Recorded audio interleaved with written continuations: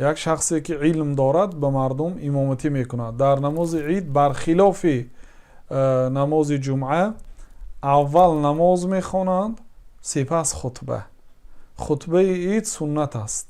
امام خطبه میکند، بین دو خطبه یا نشسته میکند، جلسه مردم را یادآوری میکند، پند میگوید، آنها را یادآوری میکند و دو رکعت نماز آن تکبیرات عید که مثلا در مذهب امام ابو حنیفه رحمت الله علیه 3 تکبیر است و بعد تکبیر تحریم الله اکبر میگوید، ثنا میخواند، بعد 3 مرتبه الله اکبر الله اکبر الله اکبر تا 3 مرتبه دستها را برابر کتف و گوش میبردارد و بعد سوره فاتحه را میخواند. یک بار دیگر همین را بیاید، چون مردم بسیار من میبینم که زیر چت الکی به همین سوال جواب را میخواهند، چون تو گفتند که ما نمیتوانیم. بعضی در دیگر مذهب ها 7 تکبیر یعنی که نشان میدادید دنبال مثلا 7 بار الله اکبر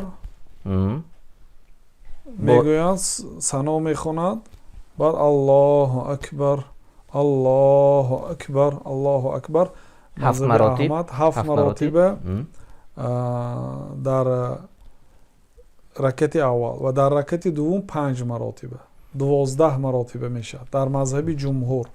در مذهب امام ابو حنیفه 3 مراتب در رکعت یکم و 3 مراتب در رکعت دوم پیش از رکوع سوره میخوانند، در رکعت الحمد میخوانند و یگان سوره ضم میکنند. سنت است که در یک رکعت یعنی که الله اکبر گفتند 3 مراتب الله اکبر و ثنا میخوانند 4 مراتب. یک مراتب تکبیر تحریمه که به رکن است.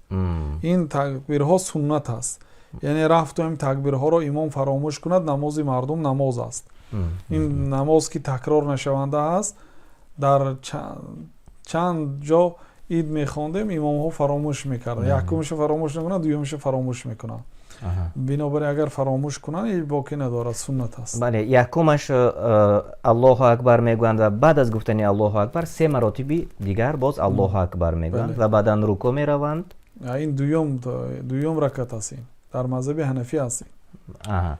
در یکم رکعت اول تکبیر تحریمه میگن الله اکبر، تکبیری که هر کارهای حلال را برای بنده حرام میگرداند، برای این تکبیر تحریمه نامیده شده است. مثلا خوردن حلال بود حرام میشه، گپ زدن حرام میشه، نگاه کردن به راست و چپ حرام میشه. دیگر شما بخواد به جای نماز نظر کنید، به جایی که سجده میکنید، این تکبیر تحریمه است. بدون این انسان به نماز نمیتواند وارد شود. بعد این ثنا میخواند، بعد این 3 مراتب الله اکبر الله اکبر الله اکبر تا دستها را میبردارد. این در مذهب حنفی. اما در مذهب احمد 7 مراتب در یکم رکعت، 5 مراتب در دوم رکعت، 12 تکبیر است. خیلی خوب. چون من به چه خاطر همین سوال رو باز بالا برداشتم، چون 1 سال بود که در مسجد نزدیکی ما طبق مذهب حنفی خواندند، یعنی چون که شما گفتید 3 مراتبی الله اکبر گفتند، و سال دیگر باشد طبق مذهب دیگر خواندند. این یگان چی ندارد، نماز هر دو درست است، این تکبیرها سنت است. و رفت و اگر نگوینم نماز درست است. خیلی خوب، خیلی خوب، تشکر زیاد.